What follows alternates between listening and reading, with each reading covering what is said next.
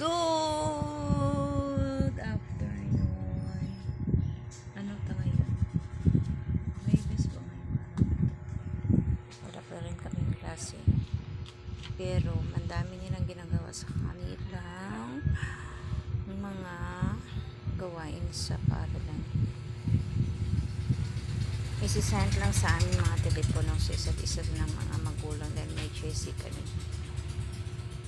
May isisend tapos susulat sa notebook or paper dahil malapit na kanilang second periodical test. Hindi namin alam kung kailan pa kami babalik sa aming paaralan nila kasi may building daw na inspection sa amin, may damage, may leakings, kaya bawal pumunta ang mga bata.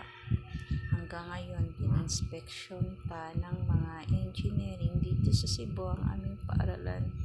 Kaya hanggang ngayon, hindi pa kami nakapasok. Kaya ito po ang ginagawa ng anak ko. Break po niya. Hindi pa siya tapos magsulat sa kanyang notebook. Dahil ang dami nilang pagsusulit. Ay susulat sa kanilang notebook o paper. Ito po ang ginagawa niya. Nagdo-draw po siya. Ito po, naguguhit po sa mukha niya dahil stress na po siya. Tingnan niyo yung mukha na yan. Pareho na kami mukha. Hindi kami naglalago ng aming banana ngayon dahil ang daming pagsusulit na ginagawa naming araw. Sige lang. Soon, alam namin, makapasok kami ulit sa aming paaralan. Ito na lang ang gawin namin ngayon. Mag-aaral muna sila dito sa bahay, isa't isa.